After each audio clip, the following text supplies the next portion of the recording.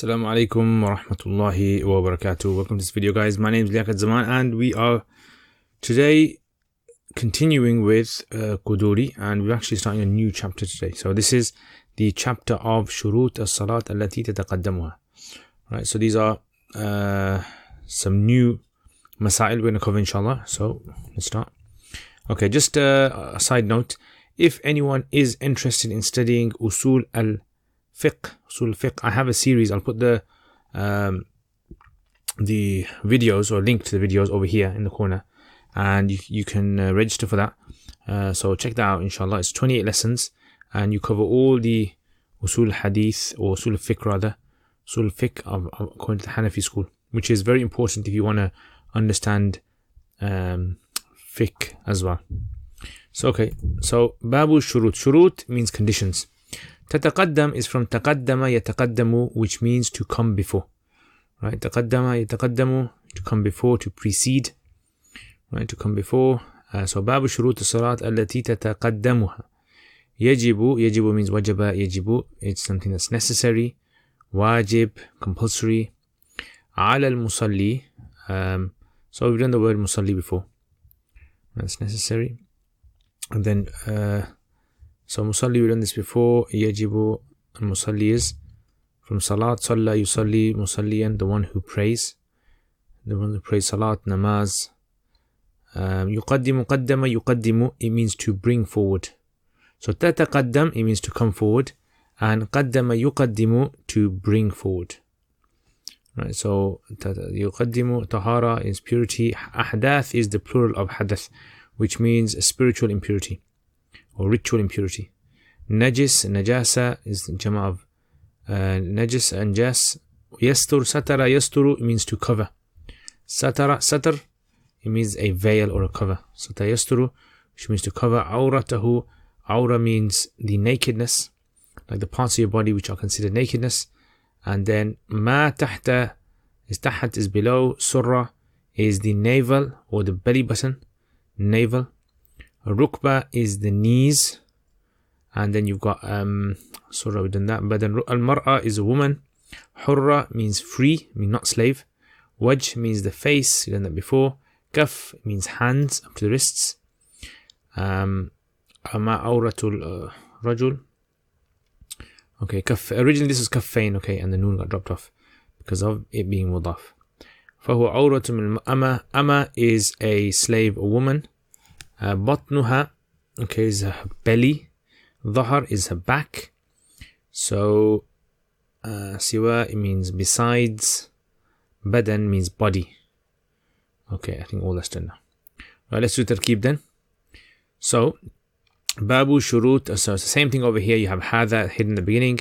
Babu is mudaf, shurut is the mudaf ilayhi, and then shurut is the mudaf, and salat is the mudaf ilayhi. Allati is mawsul, tataqaddamu is fi'l plus fa'il, and ha is maf'ul bihi, sila of ma, allati. Yajibu is fi'l. Now all this is the fa'il, okay. An yuqaddima. Ala is jar, musalli is majroor, an is nasiba, nasab.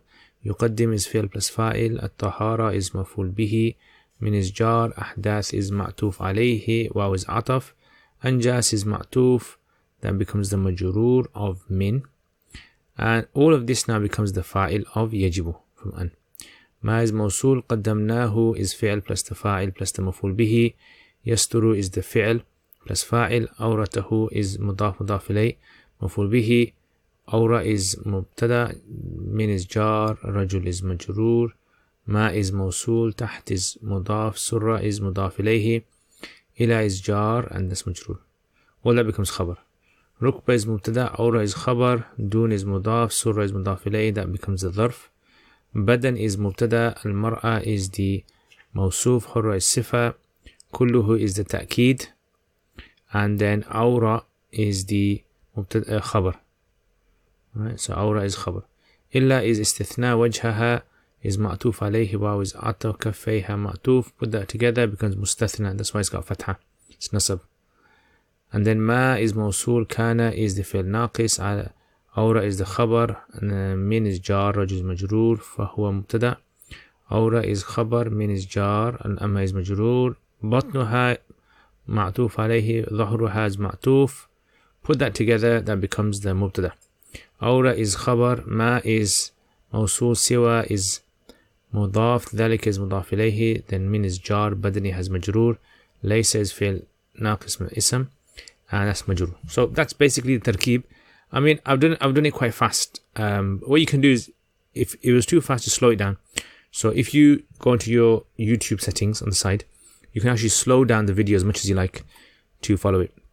But anyway, let's continue, because the main thing is I don't want to focus too much on tarkib now. I want to focus more on the masail, and a lot of you guys have said that to me as well. So what's this masala about? So this chapter is basically about the conditions that are needed to qualify you to pray your salat. So let's say there's a person who's praying. There are certain things that a person must have and must do for that salat to be correct, right? So you can't just stand anywhere you want, or wearing any clothes you want, or in any state or any time of the day, and pray your salat and it'll be accepted. No, there's conditions for it. So these conditions we're going to be learning over here, right? So today we're going to be covering 3 conditions. We're actually going to be covering 1 condition, because the other 2 we've actually covered in Tahara, in chapter of purity. Okay, so anyway, let's imagine this guy is praying. What are the conditions that he requires to qualify him for his salat to be valid? So there are several of these, right? I'm just going to mention 3 today. So today we're going to cover 3, and like I said, really 1. The first one is that you have to have wudu or ghusl, and ghusl rather. Wudu and ghusl you have to have. So if a person has done one of those 7 things that we mentioned that breaks your wudu, he can't pray salat. Yeah, he has to do his wudu in order for his salat to be accepted.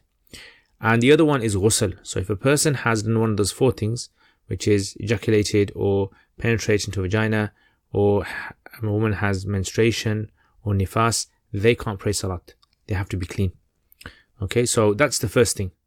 So this, and then secondly, is pure from any impurities. So your body, your clothes have to be clean of all impurities. And we discussed this in the chapter of Anjas, if you remember, impurity, Tahara. All of that was discussed over there. So we don't really need to kind of cover that anymore. What we're going to be covering today is the third one, which is covering the body. So the body being covered is something which we're going to be discussing, and this is the one that comes in this chapter. As for these two are the ones that have appeared in the chapter of Tahara. So because they've appeared there and we've done a lot of detail of them, we're not going to cover it. So if you want, what you can do is go to check out the playlist of the Tahara and go through them, and then you can find out which ones they're referring to. Okay, so you can check that out for yourself. Otherwise, today we're just going to be focusing on the covering of the body. So when it comes to covering of the body, there's 3 types of people that the Hanafi texts refer to. There's a man, right? So a man, which is an adult. There's a woman, a free woman we say, meaning not a slave. She's an adult. And then there is a slave woman. Yeah, a slave woman. So this is the third type. So each of these have their own rules regarding what part of their body do they have to cover in salat. In other words, no one is allowed to pray naked without an excuse. If there's no excuse, you are not allowed to pray naked. You have to have certain parts of your body have to be covered. So what we're going to be looking at today is what are those parts. Yeah. So first of all, let's actually let me make this a bit more clear. So if I move this out of the way, I'm just going to draw some better images. These stick men are not very nice for this. So we're going to, okay. So let's take this man over here. This is a man, okay? Now, what part of his body, bare minimum, does he have to cover? The bare minimum he has to cover is from here, right, all there, his belly button, below his belly button, all the way to his, and including his knees. All that area has to be covered. As long as that area is covered, he's allowed to pray salat, and his salat will be valid. Right, so that's the area he has to cover. Okay, so from his navel to his knees, basically. Okay, as for a woman, she has to cover more. So she has to cover basically all of her body except for her face and her hands. She can show those. So when she's praying, she has to have all of her body covered up. Her head, her shoulders, belly, arms, legs, everything covered except for 2 parts. Hands, one, and face. These parts can be exposed. So she can pray her salat with her face showing and her hands showing. Right, but everything else has to be covered up according to what Imam Qudoori is saying. So this is clearly, if you look, this is more than what the man has to cover. And then you have the third, which is the slave woman. The slave woman is actually treated like the man. So a slave woman, she covers up what exactly as the man covers up. Only difference is, so what did we say, from the navel to the knees? Only difference is her covering doesn't start from the navel, it starts a bit higher. It starts from her breast line. So from her breast line, just below her breasts, starts from there, and then below that all the way to the knees, including the knees as well. Right? So the man's is from the navel, and the woman's from there. So if I show you guys this, so I don't know if you guys can see this. So this is stick man. So what we're going to do is we're going to be using this stick man to try and explain the different types of aura. Okay, so let's take this cloth. So for a man, which part of his body has to be covered? So remember, from his navel, from there, all the way up to his knees, and including his knees. Yeah, so if we get a cloth, let's say we take this cloth for instance, this is a tissue. Let's make it fairly reasonable. And we put it over there, and we say to him, okay, you have to cover this up. There. Okay, that's a bit long. We can make it a bit smaller, I think. Yeah, so about there. Seems okay. So basically that. As long as he's got that covered up, he can pray his salat. Allahu Akbar, and he prays his salat. Now this isn't ideal, obviously. This isn't ideal. Ideally, you should wear the clothes that you normally wear in public. So the clothes you normally wear outside in public when you go to public gatherings. You don't go around like this, do you? Well, I hope not. I'm not going to come to the gatherings that you go to. So, that's probably something you probably wear when you come out of the shower or something. You just cover up briefly. So, in salat, you must have at least this much. If you have less than this, right, and you have no excuse, your salat will not be valid. Yeah, so if a person was to just pray in their underwear, right, and legs are showing, etc., salat will not be valid. Right, so it has to be navel, belly button. Now, the navel can be shown, according to Hanafi's, navel can be shown, belly button, but the knees have to be covered up. Yeah, knees have to be covered up like that. Makes sense? So this is for the man, this is. Okay, as for the woman, she has to cover up like everything. Right, so she's got everything covered up. Let's put her hands down there. Okay, she has to cover up.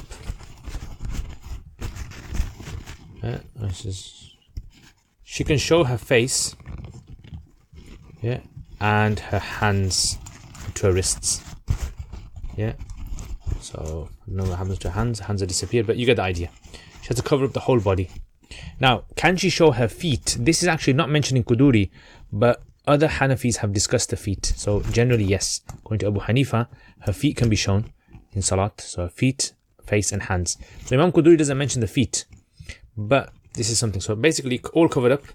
Face showing, and imagine the hands are showing the palms, and feet can be shown, but feet is not in the Qudoori text. That's from other texts, right? So this is basically, so even if she's alone and no one's there, this is how she's. So in other words, her covering up is like how she would go outside.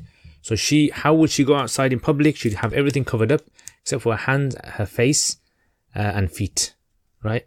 So that's basically what they say. And as for the third, the slave woman, well, the slave woman, she's like the man, right? So remember we said the man. So let's lift up his arms there. So the man is his navel there, wrap up there. Okay, it's got this kind of like, yeah, it looks like a bit like a Egyptian, one of those Egyptian images. I've seen the Egyptian images where they have those kind of loincloth. Yeah, so like izar or lungi, like that. But her belly has to be covered. So up to this, imagine this is her breast line is. So she has to cover that. So we need to make this a bit longer. So okay, let's start it from here. There, okay, I think that's should be fine for her. She is allowed to have it up to there. Right, so that's basically, she can show her breasts actually. Yeah, she's allowed to show her breasts in Salat. So her breasts, her shoulders, her hair can be shown in Salat. She doesn't have to cover her hair, her arms, and up to the knees, up to there. Right, so obviously she's not going to be like this. She's obviously going to be wearing more, but if it came to this, then she's allowed to just wear this and her salat will be valid. So now the question comes, were slave women in them days walking around like this? Well, yeah. So generally, slave women were allowed to have their hair open in public. They didn't have to wear a scarf. I mean, they wouldn't be walking around with their breasts open, but their chests might be open, the shoulders, you know, similar to how you see many, you know, in the Western society, women walking around maybe in summer with their hair open and shoulders and all that. So that's basically how it was. And the reason for this was because slave women would be doing chores, and because they're doing the chores, it's going to be difficult for them to keep covering up. Right, so this is why the ruling is different for slave woman. But if she's free, once she's free, she has to cover up like the other woman. Okay, so anyway, so going back to this then. So as you can see, this is the breast line over there, and so it's below the breast line, and it's front and back. Okay, so imagine the bra line where the bra line is. So it's all the way around that. So okay, so that's the three people that are mentioned. Now at the end, I'll mention to you guys generally what parts of the body should be covered up for a man, woman, etc. But this is just because it's focusing on salat purely. That's why Imam al-Qudoori is not going into the rulings of what parts of a body can other people see of each other. Okay, so he says, Babu shuruti salat allati tataqaddamuha. This is the chapter of the conditions of prayer which precede it, which are needed from before it. Right? So when we say from before it, it means throughout the salat. From before the salat all the way to the end of the salat. Right? You need all these conditions. Yajibu al musalli, it's necessary upon one who is praying, and yuqaddima, to bring forward tahara, meaning precede tahara, min al ahdath, of ahdath, meaning the ritual impurities, wal anjas, and physical impurities, ala ma qaddamnahu, based upon what we already mentioned earlier. Wa yastur awratahu, and he should cover his awrah, he should cover his nakedness. Wal awratu min al rajul, and the naked part of a man is ma tahta surra, below the navel to the knee, and the kneecap, the knee is an awrah according to Hanafis, but not the duna surra, not the navel. So men can show their navel, but they can't show their knees, right? As opposed to the Shafi position, the opposite Shafis. So imagine this is the knee and this is the shin. So men have to have this part covered all the way there up, right? They can't show the knee. Have to have all that covered, especially like when men are wearing shorts or anything like that. They've got to have all that covered. So they can't pray in shorts unless the shorts go beyond the knees. وَبَدَنُ الْمَرْأَةِ, and the body of a woman. Okay, so that's the navel there. Yeah, belly button all the way down to the knees. Just in case you guys don't know where that is. Well, now you know. بَدَنُ الْمَرْأَةِ, the body of a woman. A hurra means free woman. Yeah, kullu. Now, nowadays we don't have slaves, but in the past they had slaves, and these were the rulings that were mentioned. So badal mar'ati, the body of a woman, al-hurra, free woman, kulluhu awra, is all awra, every part of it, illa, except for her face and her hands. Two things, face and hands are not awra, so these are not part of the nakedness, so they can be visible. وَمَا كَانَ عَوْرَةً مِنَ الرَّجُلِ, and that which is awra of a man, فَهُوَ أَوْرَةٌ, then it is considered an awra, nakedness of a slave woman. Right, so like we said, exactly the same, except وَبَطْنُهَا, so imagine her hair, she can show her hair in salat, let's say she doesn't have to wear a scarf. بَطْنُهَا, her belly, and her back is awra. When I said belly and back, I mean up to the bra line, right, so below the breasts. So it's like the abdomen of the man can be seen, but the abdomen of the woman cannot be seen in salat. وَمَا سِوَى ذَلِكَ, and anything besides that, لَيْسَ بِأَوْرَ, is not awra. And there you have it. Okay, so finally, like I said, which parts of the body can a person see? So for a man can see of another man all his body except the area between the navel and the knees. Yeah, he can't show that to anyone at all, apart from his wife. He can't show it to any other person in his family, any other man or any other woman. Not allowed to show that part, but he can show above the navel. Now, it's not ideal to have your body like this uncovered, right? But it would be permissible. I'm talking about outside of salat. But it's not something which is ideal. It's based upon the urf of the society, upon the customs of the society. If they are used to having those parts visible, then it's allowed. But anyway, just absolutely they can't show what's between the navel and knees unless it's for medical purposes. They have to go doctors and show the private parts. As for a woman, so then the woman is in front of other men, number one, in front of other men, she can't show any of those parts except for her hands and face. Yeah, and like we said, and the feet. In front of other women, she can show all of her body except from between her navel to her knees. Yeah, just like the man's, basically. So navel to knee. So if it's in front of another woman, Fatima in front of Zainab, let's say, she can show between her, from above her navel and below her knees. She can't show between that area. Number 3, in front of her mahrams, her close family members, she's allowed to show like what we showed of the slave woman. So below her breasts, so she can show her breasts in front of her close family, her shoulders, her arms, her hair, below her shins. She's allowed to show that. But it's not ideal to show these areas if it's not part of the culture. And number 4 is in front of other non-Muslim women. The Hanafi say, according to, in front of non-Muslim women, she can't show her body except for her hands and her face. Right? That's it. Okay, so anyway, I think you guys got that. So let's have a look at some of the questions then. So this is basically, like we said, this is today's lesson. It's a bit detailed, but the questions are easy. Name 3 conditions necessary before Salah. What is the area that needs to be covered for a man? What areas can be shown of a free woman in prayer? What is the area that can be shown of a slave woman? So have a go at that. And let me know what you guys think of this lesson. Share it with other people. Subscribe if you haven't. Press the bell button. And if you have any sort of ideas or any suggestions, please put in the comments. Jazakumullah khair. Assalamu alaikum wa rahmatullahi wa barakatuh. Jazakumullah khair, guys, for all of your support. Without your support, I wouldn't have been able to produce the videos that I've put up on my YouTube channel. And there is so much more that I really want to do.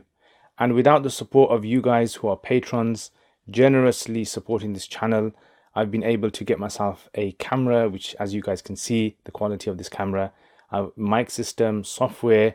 I've been able to hire an editor.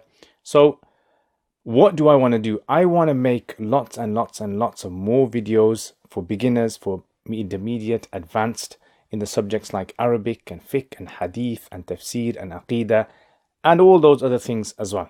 And for this to happen, again, this channel needs support. So if you guys want to become patrons and support this channel, then check out the link below. Also, if you do become patrons, you'll have access to videos that I don't put up on my normal YouTube channel. So check that out, inshallah. And there's most other perks as well that you guys can benefit from.